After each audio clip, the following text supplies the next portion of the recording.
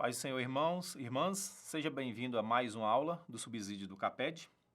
A nossa lição número 6, vamos falar de um assunto bem prático, né, e extremamente importante, mas traz uma certa polêmica sim, mas no entanto ele é mais leve entre jovens, tá? Dentro do contexto dos jovens, acaba sendo um assunto leve de ser discutido e, para falar a verdade, é até gostoso, né?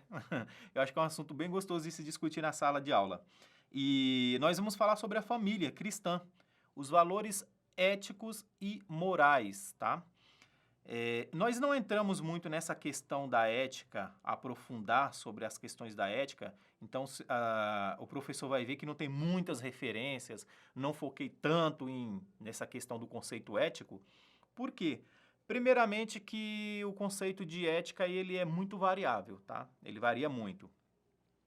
Ele se perdeu, outro motivo é que ele se perdeu do seu verdadeiro sentido, que é uma palavra grega, né, que no início da lição a gente coloca, que significa ethos e morales, né, quais são as suas duas fontes, uma latina e outra grega.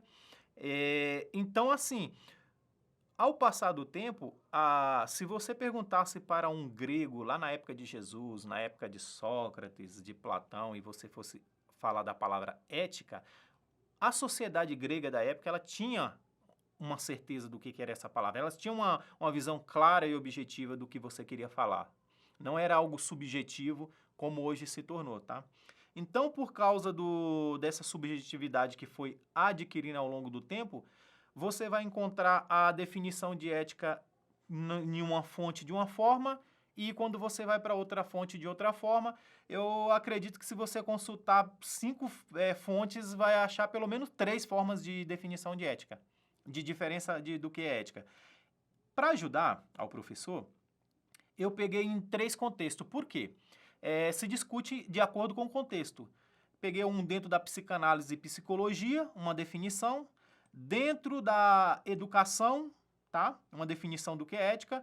Dentro do âmbito jurídico, que é creio eu, que é o que mais trata do assunto. Creio, não é, né? O assunto que mais trata do assunto é o âmbito jurídico. É uma questão muito discutida dentro do âmbito jurídico. E, por fim, a ética cristã, o cristão e a ética, nós vamos falar um pouquinho. Dentro da visão psicológica e da psicanálise, eu peguei a definição de uma pessoa bem conhecida, um personagem bem conhecido do nosso meio, que é a doutora Ana Beatriz, tá? Uma psiquiatra e psicóloga famosa, escreveu vários livros, tá? Muito interessante. É reconhecida mundialmente ela, tá? Quando ela lançou o seu livro, eu esqueci o nome desse livro, que tem a capa sobre a questão do psicopata, né, tratando do psicopata. Esse livro é muito famoso lá no Japão também. Mas, enfim, eu creio que os irmãos que é mais dessa área, que estuda mais essa área, vai lembrar do título do livro que me falhou aqui a memória. Ela define a questão da moral e dentro da psiquiatria, né, a questão moral e ética da seguinte forma. Ela fala que moral é tudo aquilo que está dentro da lei. Portanto, na visão da doutora Ana Beatriz, né, que é dessa psiquiatra, o que define, o que regulariza a moral é a lei. Portanto, o âmbito jurídico é ele que vai dizer como deve se viver moralmente a sociedade. Então, é ele que regula, tá? Então, ética para ela é o que é da nossa consciência. Ela coloca dessa forma, tá? Moral é aquilo que está dentro da lei. E ela ainda fala, simples assim. Ética é aquilo que é da nossa consciência, ou seja, aquilo que a nossa consciência vai nos cobrar. Então, na visão da doutora Ana Beatriz, a ética é algo intrínseco do ser humano, tá? O que não está fora se a gente for pensar bem, não está fora. Por quê? E eu concordo com ela, porque ética é aquela coisa, ou o ser humano ele nasce ético ou ele não nasce ético. Gente, é impossível ensinar ética, colocar ética, se tornar o ser humano ético. Moral, sim, né? A gente vai discutir esse assunto, moral, sim, mas ética não. Fala, eu vou constituir esse cidadão, ele é totalmente fora da ética, eu vou transformar ele numa pessoa ética. É impossível. Então, quando a gente vê dentro das empresas, se trata muito, né? Principalmente no tempo que nós estamos vivendo hoje, com essa agitação aí ideológica, né? Então, se trata muito dessa questão do ambiente, do que é ético, do que é moral e tal. Claro, sempre levado por viés deles, é claro, né? Eles procuram levar sempre por viés deles. Então, vejo que é um assunto muito discutido, por isso que eu achei pertinente a gente colocar essa questão aqui. E quando nós vamos partir para esse contexto aqui, a doutora ela fala que é intrínseco do ser humano, ou ele nasce ético ou não. E quando a gente vai para essas lives e tudo mais dentro das empresas e até mesmo acadêmica, secularizada, vai te ensinar ética, né? Vai ensinar ética ao cidadão. Não se ensina ética, você ensina o conceito, mas ensinar uma pessoa a ser ético é impossível. É impossível você ensinar uma pessoa a ser ética. Ele pode até se esforçar o máximo possível para viver dentro dos padrões éticos, mas não é dele, não é do caráter dele. É caráter, ética é caráter, tá? Pelo menos aí eu concordo com a doutora Ana Beatriz. E ela fala assim, ou você é ético ou não, simples assim. E ela vai mais além. Ela diz o seguinte: escravidão foi moral uma época. Tá? Então ela vai falar lá na época da escravidão, e aí a gente pega no contexto bíblico, por exemplo, da época de Jesus, que existia escravos. Paulo, por exemplo, escreve uma carta para sobre o Onésio, né? Onésio, uma carta e dá o portador, que é Onésio, para o seu dono, levar essa carta até o seu dono e dando conselho de como ele receberia Onésio. E fala: ó, receba-o agora como irmão. Ele foi muito útil para mim, e Paulo vai defender Onésio. Onésio era um escravo fugitivo, tá? Então, escravidão, conforme a doutora fala aqui, a gente olhando por esse âmbito aí, a escravidão ela foi moral uma época. Era moral? Era. Aí ela fala, mas nunca foi ético. Você escravizar um ser humano, ela fala, isso nunca foi e nem nunca será ético. E aí eu concordo com a doutora, tá? E ela fala, mas eticamente falando, você escravizar um ser humano não é legal. Eu falo, é simples. Então, ou seja, na visão dela moral é tudo aquilo que está dentro da lei e a ética é o que é da nossa consciência. Você pegar um ser humano e transformar ele em escravo, a sua ética vai te cobrar isso aí. Você vai falar, tá errado, tem alguma coisa errada. Ele é um igual a mim. Por que eu estou escravizando ele? Só que é aquela coisa. Tem a ética, aí vem aquela questão. Tanto que nem todo mundo tinha escravo. Uma boa parte da população simplesmente não aceitava, falava, eu não quero escravo, eu não concordo com a escravidão. E tanto que houve essa luta travada através dos séculos e séculos e séculos, e nós chegamos aqui no Brasil, por exemplo, com a abolição da escravidão, tá? Então, a doutora Ana Beatriz define dessa forma. Na visão do ensino, eu peguei uma do Enem, por quê? O Enem é onde os jovens, nós passam pelo Enem e tudo mais, né? Faz o Enem, e é onde eles vão confrontar com esse ambiente mais propriamente dito dentro do ambiente do estudo para o Enem, né? É uma coisa que cai no Enem. É interessante que os jovens, tá? É importante, né? Interessante, é importante que eles tenham clareza do que é ética e do que é moral, só que aí dentro desse viés. É bom saber que existe uma ampla variedade, uma ampla interpretação, mas e ele saiba dar essas interpretações, porque no Enem, por exemplo, cai isso aí, tá? E um professor chamado Adelmo Azevedo, que é bem conhecido, eu gosto do canal dele, ele fala assim o seguinte: a função da ética não é julgar ou apontar quem tem o que tem que ser feito num primeiro momento. A função da ética é basicamente dizer o que a sociedade espera do seu comportamento, ou seja, do comportamento do sujeito, em uma situação específica. Ele fala, olha, se X situação, eu me encontro em X situação, qual é a minha ação? Qual é a minha ação que eu vou ter que tomar? Qual é a minha atitude diante dessa ação? Eu passo por um mendigo na rua. Eu passo por uma pessoa que foi atropelada. Tem um cachorro que acabou de ser atropelado na minha frente. Tem alguém agredindo um vulnerável, uma criança, um idoso, alguém que tem alguma mobilidade, falta de mobilidade. Qual deve ser a minha postura? Essa que é a questão que ele fala. Então, ele fala que a função ética é basicamente de dizer o que a sociedade espera de você. Qual é a sua ação? O que você deveria fazer? Essa é a visão do Adelmo. E ele fala de moral o seguinte: moral. Moral é a conduta, é moldada conforme o ambiente social. Portanto, para o professor Adelmo, o ambiente social vai dizer qual é a sua moral, tá? Partindo do princípio aplicado por este professor, né, no caso, aquilo que a sociedade anterior, ou nossos bisavós, pais, avós, tio, as pessoas mais velhas, né, eles se escandalizavam em ver, que era escândalo para os mais velhos, e que hoje em dia está banalizado, tá? Hoje em dia, devido à banalização dessa conduta, o tipo de comportamento, portanto, o jovem de hoje, a geração atual, a geração Z, não acha isso só normal, como também acha que a forma que eles pensam de maneira anterior era retrógrada. Daí que vem a questão. Isso aí é pensamento antigo, é coisa de velho, né? A gente ouve muito essas frases, né? É engraçado que todo mundo se esquece que vai chegar na velhice. Mas, enfim, e quando ele categoriza que existe um padrão de velho, significa que ele vai cair nesse padrão também, inevitavelmente. Mas não vamos entrar nesse contexto. Então, as pessoas vai chamar os mais velhos de moralista, retrógrado, ultrapassado. Isso é coisa de velho. Então, essa é a visão do professor, tá? Resultado é aquela velha expressão, né? Cada um no seu quadrado. É assim mesmo? É assim que a gente deve viver? Cada um no seu quadrado, cada um toca a sua vida do jeito que quer? Nós não devemos opinar, nós não devemos interferir. Não, é porque cada um cuida da sua vida. É complicado quando a gente parte por essa visão aí, né? E dentro do âmbito jurídico, que é o que realmente rege toda essa questão ética moral dentro do ambiente social nosso, vai inevitavelmente passar pelo jurídico. Se não passou pelo âmbito jurídico, ele pode ser um princípio cultural, tá? Pode ser cultural, mas ele não caiu na lei, não é lei. Então, eu posso até, inclusive, desrespeitar ou ir contra essa visão ética e moral, porque ela não é jurídica, ela não é legal, tá bom? Tem um canal que eu gosto também dessa área jurídica, sempre procuro nos meus trabalhos, acaba caindo, né, dentro da teologia, acaba que não caindo dentro de um pouco da área jurídica, e ética está intrinsecamente ligada à área jurídica.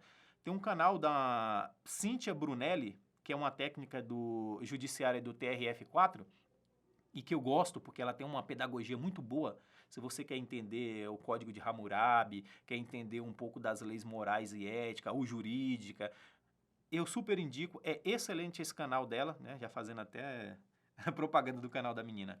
A Cíntia Brunelli. E por quê? Eu gosto porque é da forma esclarecedora, ela não tem enrolação, ela fala de uma forma simples que dá para entender. E ela diz o seguinte, né? Moral e direito. Portanto, moral é um conjunto de regras que funciona como guia para agir, orienta as ações que seriam corretas ou incorretas, algo parecido com o direito. Ela fala, né? Porém mais amplo do que o direito. Ela fala que a moral é mais ampla do que o direito. Ou seja, existe o direito diz o que você deve fazer, o que é legal, o que não é. Ela fala, a moral ela é mais ampla, ela vai mais além, porque o direito ele está sempre se reinventando, sempre evoluindo, então ele está sempre em constância, né? E ela fala, a moral não, a moral está muito mais além do direito. E que nas palavras dela, o direito seria o que pra gente... mas primeiro a gente precisa entender o que é direito, né? Direito seria o mínimo de preceitos necessário para o bem-estar da sociedade. Então, o que é direito? Ela define direito dessa palavra. O mínimo de preceitos necessários para o bem-estar da sociedade. Ela fala, isso é o direito, tá? A principal diferença entre o direito e a moral, já que estão intrinsecamente ligados. Direito tem poder de coerção, tá? Ele tem poder de coerção, ou seja, tem força obrigatória e pode regular as atitudes de um indivíduo e de uma sociedade. Então, é obrigado eu seguir com o que o direito diz, o que a lei diz, tá? Ou seja, não cumprir com o que determina o direito, da cadeia. Simples assim, tá? Da cadeia. E a moral? A moral, ela não tem poder de coerção, que como nós falamos, ela pode ser inclusive cultural. Você é livre para seguir ou não o preceito moral. Não é obrigado a seguir o que diz a sociedade, né? O que a sociedade diz que é moral ou não. Você tem o livre-arbítrio. Ela até, inclusive, toca nesse assunto. Você é livre, você tem livre-arbítrio para decidir se você aceita ou não os preceitos morais que a sociedade coloca, tá? Na visão da Cíntia Brunelli. E a ética? A ética, ela passa o vídeo é bem longo. Bem longo não, tem uns 20 minutos só, e mais uns 15 minutos é só tratando dessa questão da moral, e no finalzinho ela entra na ética, tá? E a ética? Ela diz o seguinte, deixando visível que para ela a ética é uma questão filosófica, tá? Ela toca na ética no âmbito filosófico. Ela utiliza, por exemplo, da religião. Ela fala, ninguém tem o direito de obrigar a seguir a sua religião, nem mesmo os pais. Ela fala, olha, pai pode até forçar um pouquinho por causa da sua confissão de fé, mas ele não pode obrigar os filhos a seguir a religião dele, tá? Então ela leva para o lado filosófico. E ela fecha com uma questão bastante pertinente, a necessidade de discutirmos o assunto, tá? Ela fala, é extremamente importante que a sociedade discuta esse assunto, que a família discuta esse assunto, né? Então, como indivíduos, nós devemos discutir, nós precisamos entender essa questão da moral e da ética. Por quê? Porque nós vivemos, conforme ela mesma deixa, né? Porque nós vivemos em uma sociedade moralmente falida. Ela fala, olha, a sociedade que nós vivemos, moralmente, ela está falida. Então, nos tempos de hoje, é extremamente importante que a gente discuta essas questões, né? É urgente, ela coloca a palavra urgente, tá? E que haja uma reabilitação da ética. Ela fala que nós precisamos reabilitar a ética e a moral social que se perdeu na visão dela, né? Já se perdeu. Para que ela não se torne uma palavra vazia, que não se vire clichê. Aí eu acho que ela já que ela tá atrasada, porque já chegou. Hoje em dia a palavra ética e moral, se a gente for prestar atenção no mundo secularizado, virou clichê. Essa que é a verdade, tá? Virou um clichê. E aí ela fala, e sim como um ramo que tem como objetivo tornar os indivíduos menos individualistas e mais íntegro. Excelente a visão da Cíntia Brunelli, né? E então tem essa questão na área jurídica, tá? E aí, ética cristã? Fiz algumas pesquisas sobre essa questão da ética cristã e eu peguei aqui o do professor Felipe Fontes por um motivo. Primeiro, ele é professor universitário da Mackenzie, publica vários livros nesse sentido, ele trata exclusivamente, ele é voltado à formação dele, o trabalho da vida dele toda, tá? É novo, o Felipe, ele fala a vida toda, parece que é um senhor, né? Um ancião. Mas o trabalho da vida dele toda é voltada para jovens. Nós até falamos sobre essa, citamos ele em lição anterior. Ele trabalha muito com jovens, tá? Então, achei pertinente pegar mais a visão dele. Que ele vai defender a postura correta de um cristão em relação à sociedade, à política, à cultura, à religião e etc, tá? E ele vai tratar de ética dentro dessa questão de moral e ética dentro de três preceitos. Primeiro, ele vai tratar do efeito básico, né? Que ele define que é uma boa ação. O que é uma boa ação cristã? E aí ele está tratando de boa ação, mas tá claro que o assunto é a ética, tá? Tanto que o título do vídeo se chama A Ética Cristã, mas ele vai tratar sempre como boa ação. O que é uma boa ação?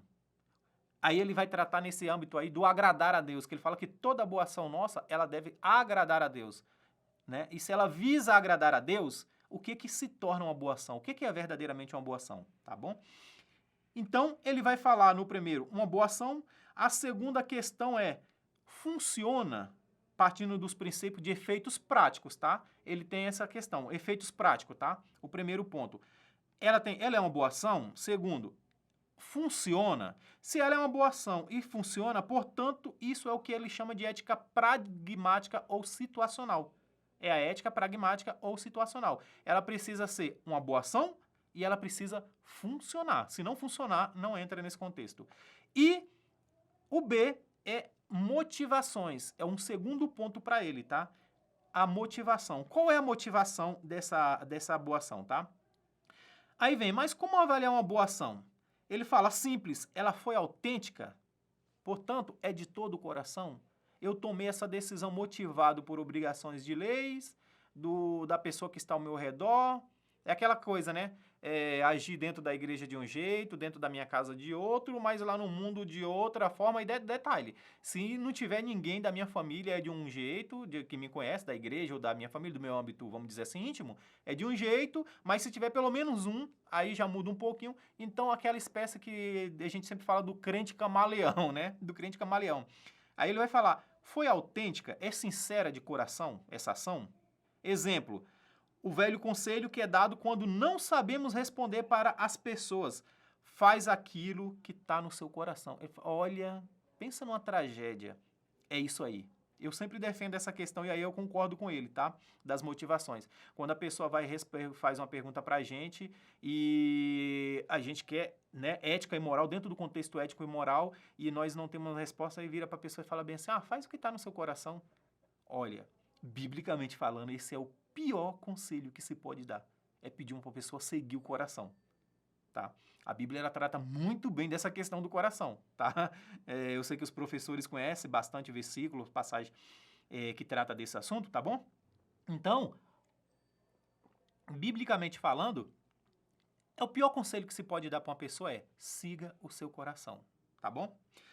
Então ele traz essa questão aqui. Aqui nós caímos no que ele chama de existencialismo, que está na nossa lição lá.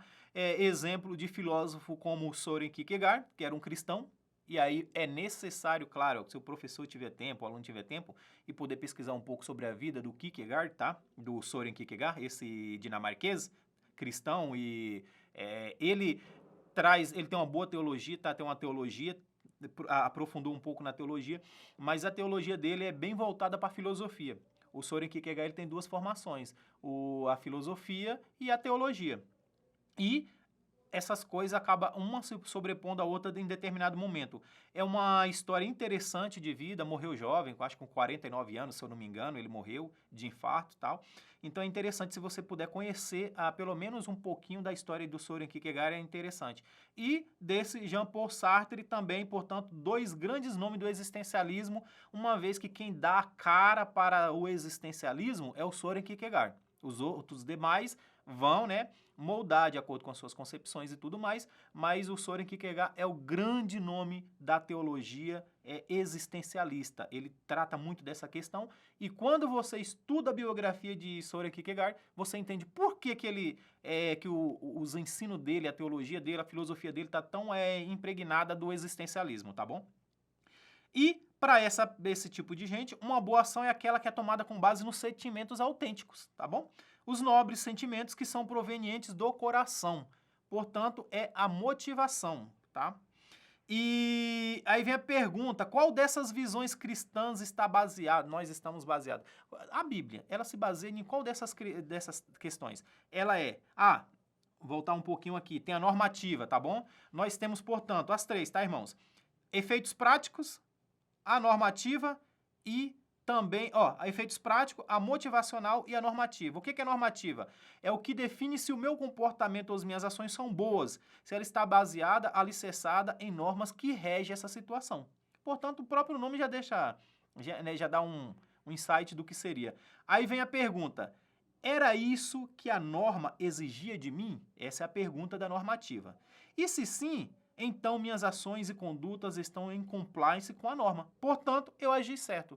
Então, existe uma norma. Qual é a norma? Qual o padrão? O que determina como eu devo agir ou não? Essa é uma normativa, tá? Uma ética normativa. Portanto, o Felipe Fontes ele distingue dessas três formas. A ética ela tanto pode ser de efeitos práticos, como ela pode ser motivacional ou normativa, tá bom? E aí a gente se pergunta, tá, mas beleza, essa é a visão do professor lá, do teólogo e filósofo e tudo mais, desse pessoal todo, mas o que nos interessa? E a Bíblia? Qual é dessas aí? Qual dessas que está mais em acordo com a Bíblia? Aí, onde vem a questão, que estudando e tudo mais, nós chegamos à questão do seguinte, depende. Essa que é a verdade. Ela é muito normativa. Aí a grande maioria vai contra mim, claro, com certeza, né? Vai falar, não, ela é normativa. Por quê? Nós temos a lei, o decálogo, nós temos os 10 mandamentos, né? O decálogo, os 10 mandamentos, a lei. A Bíblia está sempre tratando da ética e da moral dentro do quê? Da lei, né? Do decálogo. Então vai falar, não, ela é normativa, porque ela segue uma norma. Olha, age assim porque é assim que a lei diz, tá? Então ela é normativa. Eu digo que vai depender de quem é que está no momento tratando do assunto, tá bom? Vai depender da teologia e do teólogo, ou seja, vai depender do professor. Eu tenho certeza que alguns professores, como o nosso campo é amplo, nós temos bastante congregação, todos não vão ter a mesma visão, tá? Do que seria ética e do que seria moral. Por isso que eu fiz questão de trazer o âmbito acadêmico, o âmbito jurídico e o âmbito da psicanálise, da psicologia, que são os três áreas que tratam, né, realmente desses assuntos. Aí aqui o Felipe Fontes ele diz o seguinte, no entanto, a maioria concorda que a ética cristã está baseada na ética normativa. Outros vão além e diz que a ética cristã é uma ética exclusivamente normativa. Dentro da teologia a gente vai ver tratar mais desse assunto. Vai falar, não, a ética ela é exclusivamente normativa. Não dá nem espaço, né, para contestação. Ela é exclusivamente normativa. E ele fala, porém, tentar definir a ética cristã por qualquer uma dessas tendências exclusivamente, ele fala, é um equívoco. A gente tentar colocar a ética cristã dentro dessas três questões. Ele fala, se tentar definir a ética através da visão pragmática, nós caímos no pragmatismo, né?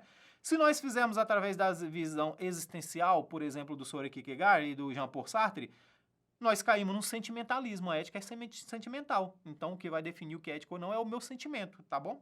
E se nós fizermos através da perspectiva normativa, nós caímos no legalismo. Que aí, a gente falando nesse contexto, a gente lembra dos fariseus, né?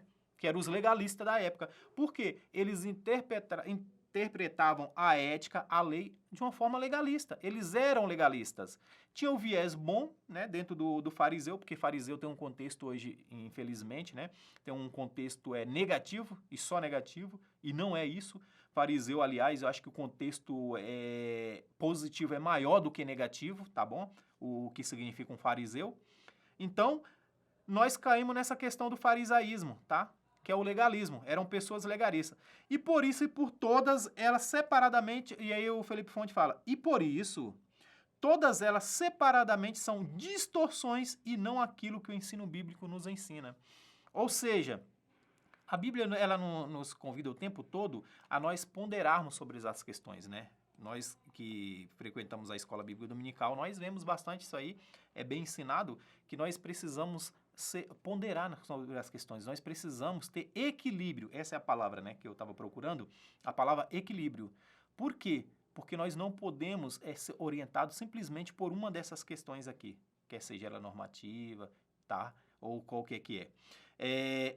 Então, os fundamentos da ética, né? Como eu disse lá no início, essa palavra grega que significa ethos, habitação do ser, né? Que significa isso. E nós vamos ter o significado também do que significa a ética e do que significa moral, né? O conceito de moral. Mas a ética aqui que nós utilizamos no nosso material, aqui, é que a mais comum se divide entre ética naturalistas, tá? E aqui tem grandes nomes dessa questão. Aldous Huxley, por exemplo, é daquele Admirável Mundo Novo. É excelente, um livro excelente, o Admirável Mundo Novo, virou filme e tudo mais. Acho que dos anos 70, 60, não sei. O Aldous Huxley. O Nicolau Maquiavel, que é muito conhecido, tá? Nietzsche, tá? O Nietzsche, ele era altamente naturalista, tinha uma ética altamente naturalista, tá? O Willeman, e nós vamos cair também, todo esse pessoal aí da teologia da evolução, quer queira, quer não, eles vão acabar sempre na ética naturalista, ou seja, o que define o que é ético, o que é moral, é a própria natureza, tá?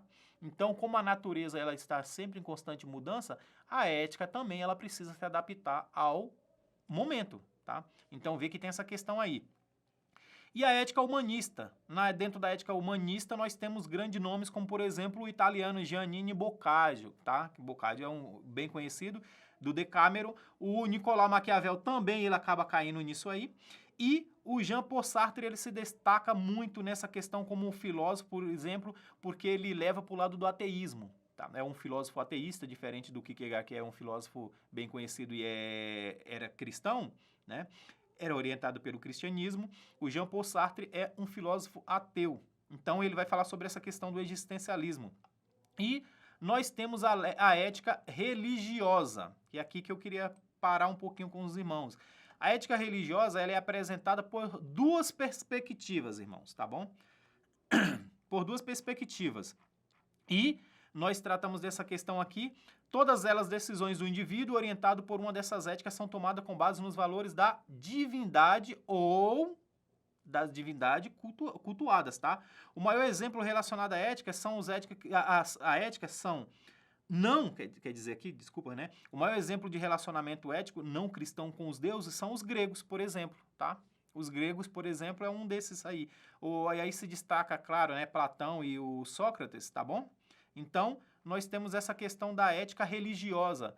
E, inclusive, é daí que sai o grande debate ético e moral que hoje a nossa sociedade, né, perdeu em certas medidas, mas ela ainda é orientado. Toda a questão ética e moral, social, secular, ela está baseada dentro da filosofia, está dentro do mundo helenizado, dentro da cultura grega. Tá? Então, nós herdamos o direito dos romanos. Então, o direito, hoje em dia, independentemente se é na América do Sul, Latina, se é na Europa, o direito, universalmente, ele é mais orientado para o direito romano. A cultura mundial global, ela herdou o direito romano, ele é altamente romano, né? Que são os grandes nomes na área do direito, mas na área da ética e da moral nós temos referência à filosofia, porque os filósofos são os que mais trataram desse assunto, tá bom? E dentro da religião também acaba influenciando os filósofos também, os gregos acabam influenciando, porque nós temos eles tratando isso dentro do que é ético, o que é moral perante as divindades, tá bom? O livro de Platão, que se chama República, ele trata muito dessa questão. O foco principal de Platão é encontrar o que é justiça, o que realmente é justiça. Na minha visão, ele falhou. Eu vejo muitos filósofos defendendo que Platão chega na conclusão tal. É a mesma conclusão que já existia, portanto, ele não chegou. Se ele chegou, ele andou e saiu no mesmo ponto, na minha visão, tá? Então, para mim, ele falhou em encontrar o que é justiça. Paulo, que conhecia muito bem de filosofia, tá? A cultura helenizada predominava naquela época e Paulo conhecia muito bem de filosofia. Paulo vai dizer que justiça, vai colocar a justiça como sendo Cristo. Cristo é a nossa justiça. Ele chega a falar nesses termos, né? Então, quando a gente lê as cartas paulinas, ele vai tecendo aos poucos esse assunto, tá? Ele vai tecendo aos poucos esse assunto ao longo de suas cartas, e quando a gente junta tudo, a conclusão é que Paulo fez uma longa caminhada e ele vai dizer: Cristo é a nossa justiça. Então, e justiça dentro da nossa discussão é uma questão ética, tá? É uma questão ética ou moral. Ela pode ser moral porque ela pode cair no âmbito jurídico, tá bom? Ela cai no âmbito jurídico, então justiça é moral e ética, na minha visão, claro, né? Ela é moral porque ela cai no âmbito jurídico. O que que diz a lei? Então, o que que diz a justiça? E ela é ética por quê? Porque intrinsecamente nós sabemos se o que nós estamos fazendo é errado ou não. Por exemplo, matar alguém é ético ou é moral? As duas coisas, concorda? É as duas coisas. Não, calma aí, não é ético e moral assassinar. É ético e moral. As duas coisas, cai dentro dos dois conceitos. Nem é moral, porque a lei proíbe o homicídio, né? Hoje em dia tem o feminicídio e tudo mais, que é uma outra questão aí, né? Tem feminicídio, mas matar o seu próximo, matar um ser humano, a lei proíbe em qualquer país. Não tem nenhum país que libera, você pode matar a pessoa na hora que você quiser. Então, dentro da moral, portanto, que a área jurídica é que controla a questão moral, já que é ela que rege o que é moral ou não para a sociedade. Então, dentro da moral, eu não posso matar uma pessoa. Da mesma forma, eu também não posso matar eticamente. Por quê? Dentro de mim, eu sei que eu não posso tirar a vida de uma pessoa, porque a vida é de quem? De Deus. É Deus que criou a vida. É Deus que deu a vida. E aqui nós caímos dentro do aborto, por exemplo, tá? Uma discussão que nós estamos tendo aqui no momento, como sociedade brasileira, nós estamos tendo bastante discussões referente a esse assunto. Altamente pertinente à igreja, tá, irmãos? Altamente pertinente à igreja, por exemplo. É interessante discutir essa questão. E aí, o aborto, ele é eticamente correto? Ele é moralmente correto? Tá? Então, e aí, dentro da Bíblia, dentro da ética e da moral bíblica, ela bate a definição que rege a questão do aborto, moralmente e eticamente dentro da Bíblia, ela é a mesma do mundo secularizado? A gente vai ver que tem uma distinção bem... Parece que é sutil, mas não é sutil, tá? Então, um grande exemplo é o aborto. E aí, é ético, é moral abortar?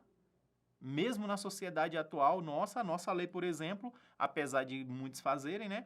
A lei nossa é proibido. Perante nossa lei é proibido. Tá tendo uma discussão sobre essa questão aí, em Brasília, que quer regularizar o aborto, e tem as bancadas que se levantam contra, tá? Uma vez que aqui no Brasil ainda não é, vamos dizer assim, não foi regulamentado, não foi permitido, não é permitido. Tem países que sim, tá? Tem países aí, inclusive vizinhos nossos, que já permite o aborto, tá? Então, cai dentro dessa questão. No tópico 2, o cristão e a ética individual, tá? Uma vez que nós, além da ética coletiva, tá bom?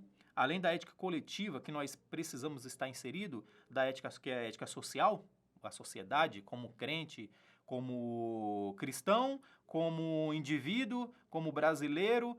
Então, se nós viajarmos para outro país, nós precisamos inserir dentro da ética daquele país. A ética nos Estados Unidos não é a mesma do Brasil, conceito de ética moral. No Japão, muito menos. Se você for para um país comunista como China e como a Coreia do Norte, por exemplo, aí mesmo que não vai ser, né? E no mundo árabe ainda muda mais ainda. Então, e nós precisamos respeitar, então, portanto, a moral acaba sendo cultural sim, né? Nós falamos sobre isso, mas a ética, nós precisamos ser orientados pela ética social também, mas tem a ética individual. E essa ética individual é o que eu gosto de chamar de voltar para o caráter, é o nosso caráter. A ética individual é o nosso caráter, tá? Que é o que eu falei lá no início. Caráter, ou você tem ou você não tem. É impossível ensinar caráter. Não dá para ensinar caráter. Por mais que a pessoa se esforce para viver conforme um bom caráter seria, em um momento ou outro ele vai escorregar. Em algum momento ele vai escorregar e vai mostrar que o caráter dele não é aquele ali. Ele vai revelar o verdadeiro caráter dele. Então a ética individual é o nosso caráter, tá? E o apóstolo Paulo, ele trata muito bem sobre esse assunto, tá bom? Para ele é importante, e a gente vai ver isso em Efésios 6, 15 e 16, por exemplo, que Paulo vai tratar nessa questão, ao exortar seu filho na fé, o Timóteo, ele chama a atenção de Timóteo para a observação da ética individual. A carta de Paulo para Timóteo, né, em Efésios 6 e 15 e 16, a gente vai ver que a orientação de Paulo para o povo de Efésio e a carta de Paulo para Timóteo, né, que é a carta para os Efésios, e a carta de Paulo para o Timóteo, capítulo 1, a primeira carta, por exemplo, inclusive a segunda carta. Se você for olhar, Paulo está cobrando uma ética e uma moral pessoal de Timóteo. Fica mais claro, irmãos, quando a gente vai pegar a carta de Tito, tá? A carta de Tito é fantástico para discutir o que é ético, o que é moral, tá? Porque lá ele vai regular como deve ser as mulheres mais velhas, como que deve ser o comportamento dos jovens, como que deve ser o comportamento dos homens mais velhos, como que deve ser o comportamento do presbítero.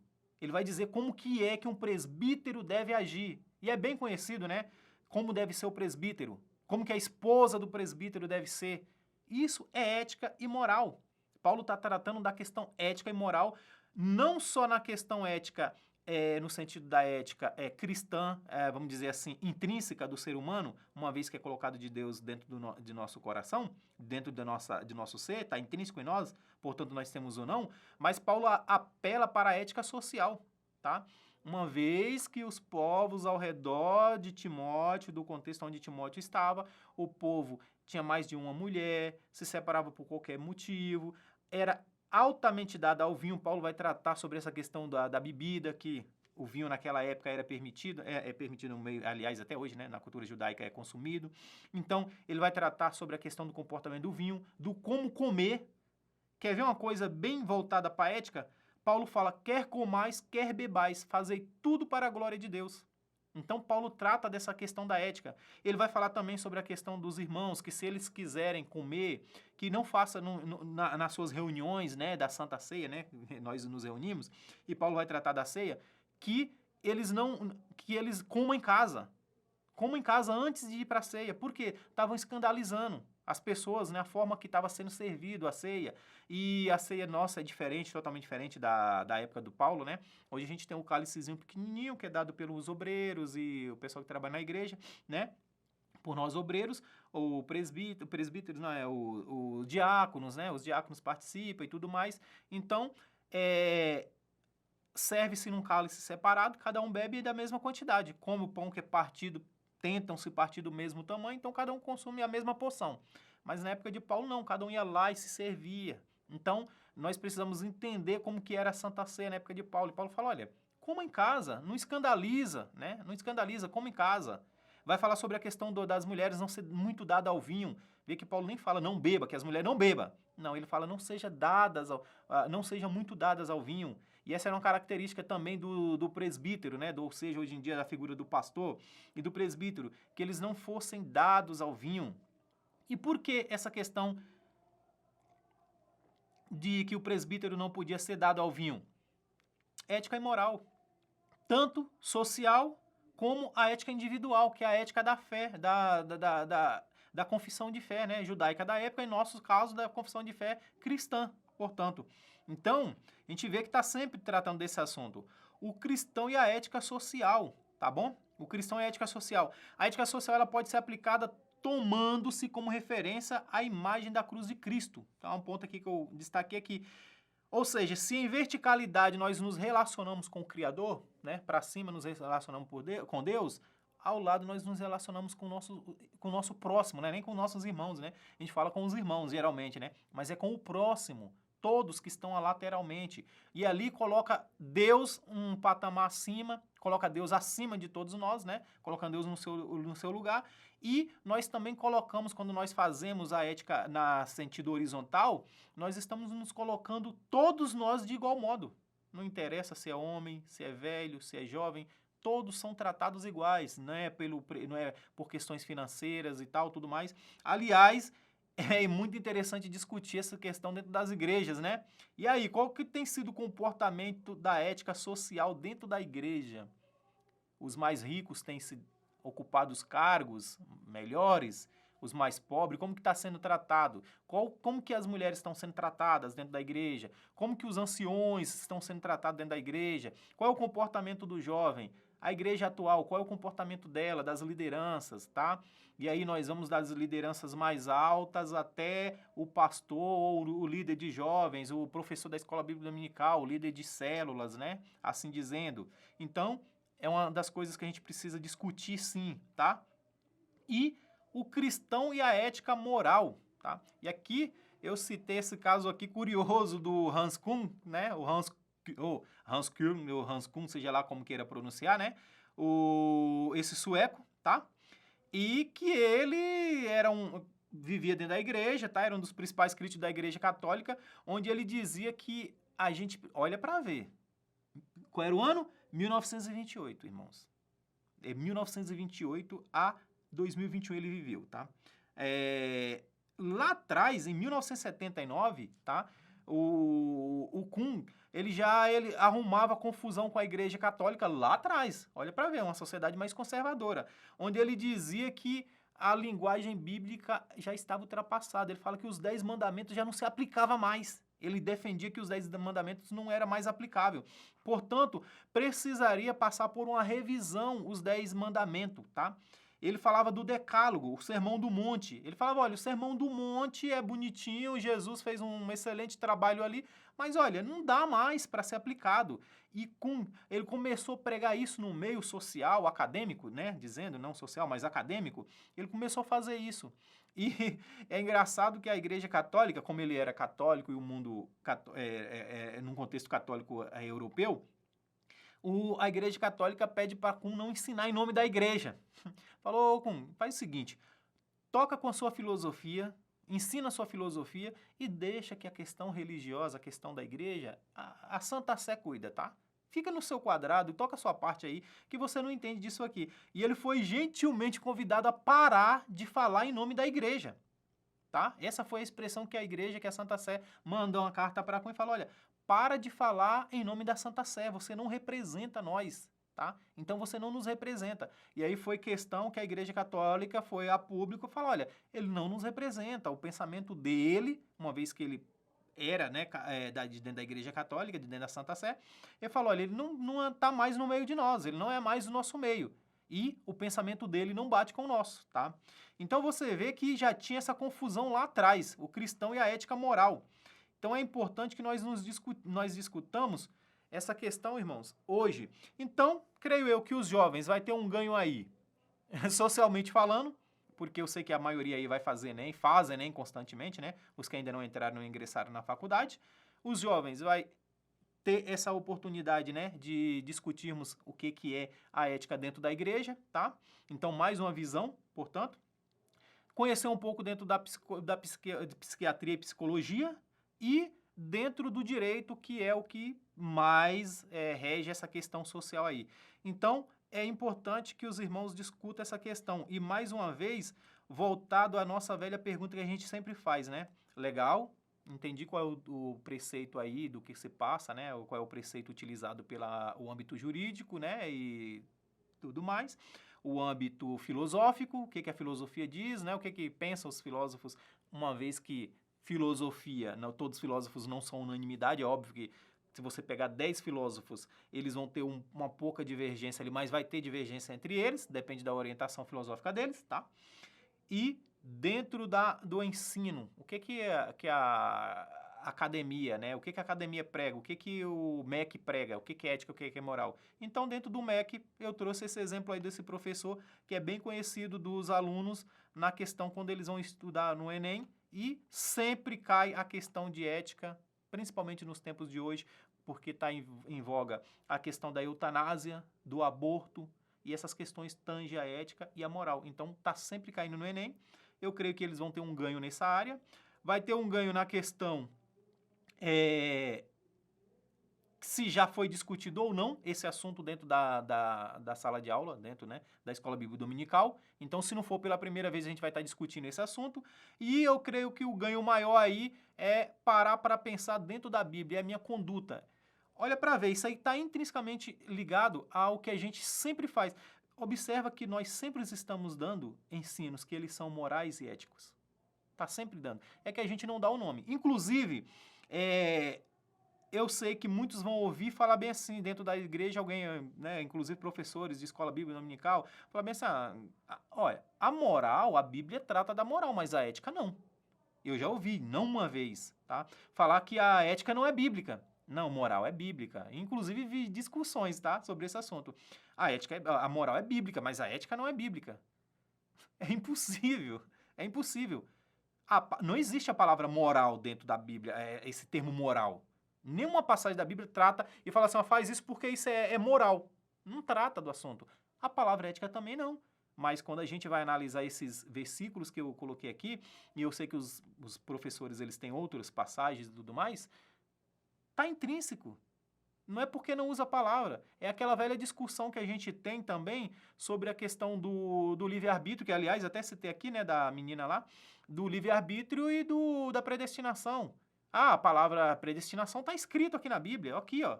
Mas o livre-arbítrio não está escrito. Tá, mas está intrínseco, tá ali.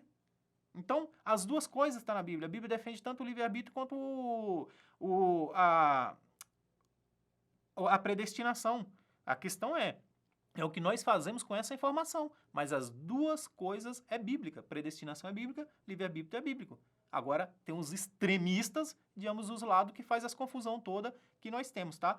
Portanto, vê que tem sim uma discussão, aqui a discussão ética e moral, ela vem desde Gênesis e vai até Apocalipse. É que nós não paramos para pensar sobre esses assuntos, nós não tratamos desse assunto exclusivo, que aliás seria um bom ponto de partida, né? Se nós tivéssemos, inclusive, alguns seminários tratando, né, no nosso meio, nosso campo, tratando da moral e da ética cristã, exclusivamente sobre esse assunto, porque ele é amplo, é altamente rico e daria aí um excelente seminário e creio eu que daria um ganho muito grande para toda a igreja, não só o público jovem, mas os adultos, adolescente, criança, para toda a igreja, certo? Portanto, irmãos, são essas as referências que eu trouxe. Não entrei na lição propriamente dita para ficar discutindo os assuntos da lição, porque eu sei que vocês já leram e vão fazer a pesquisa de vocês. Esse subsídio eu procurei trazer mais as visões que nós temos, tá? Acadêmica, educacional e da psiquiatria, tá bom? A dos consultórios, da faculdade e, né, do tribunal, que é as três que importam para nós. Sendo assim, espero que tenha ajudado nesse subsídio e agradeço a todos e que tenham uma excelente aula em nome do Senhor Jesus para a edificação de toda a igreja. Já agradeço a todos. Obrigado. E até a próxima.